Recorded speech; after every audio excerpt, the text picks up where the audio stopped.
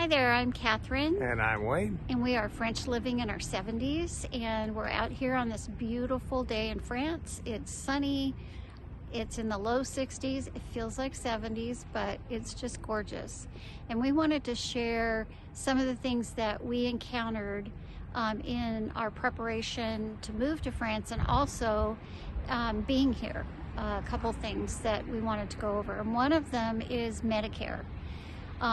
You have the option to opt out of Medicare so that you have that extra, it's about $185 per person in your Medicare, or I'm sorry, in your Social Security income.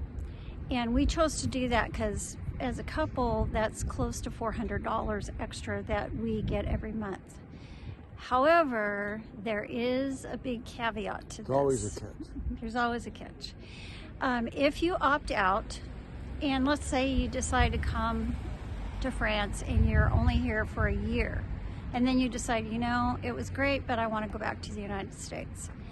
That means, if you opted out of your Medicare, that means that you have to pay a penalty to Medicare. And it's 10%, which isn't bad when you think of it as being around $200 a month. That's $20 more that you'd have to pay every month. But it's not just for a year, it's for the rest of your life. So they have chosen to penalize you even though you're not taking from the system. You're not costing them anything by being gone. They are penalizing us for opting out of the coverage. So just know, if you decide to do that, that you'll be penalized that 10%. So let's say you decide, we're going to stay here for 3 years. Now your penalty is going to be 30%. So basically every year that you're not in the United States, not putting into Medicare, you get penalized 10%, and it's for the rest of your life. So for us, it made sense to do it, but just wanted to know that there is that option out there for you, but you need to decide for yourself if that's the best option. So, and then also, Yeah, one thing to add on that is if you decide to go back to the States during a particular year, you have to go back in January, February, or March of the year that you decide to go back to be able to apply for Medicare. So if you decide, well, we need to go back in July, you've got to wait till the following January before you can even apply for Medicare again. So you're without insurance, or you've figured out something else different. yeah. These are all things that just the way they are, that is what it is. So you've got to decide that, put that into your equation to decide whether you're going to come or not. And if that's not a problem, some people we know that have just gone ahead and they pay it. And they figure, well, when I go back for visits, I don't have to worry about it. Well, Yeah. if you're in that position, awesome, great, more power to you. Yeah. But if you do, you're limited in some of your funds, then maybe that's something you need to consider. For us, when you come to France, you do have to pay for a year's worth of medical insurance, health insurance.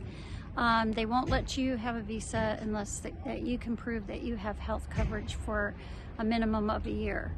And the cost for that, for us, we didn't think it was terrible at all. It was anywhere from $600 for a year each, on up to $3,000, depending on how much coverage you want. We kind of went in the middle a little bit, but just so that you know, that's a cost that you will have to take care of in order to get your visa.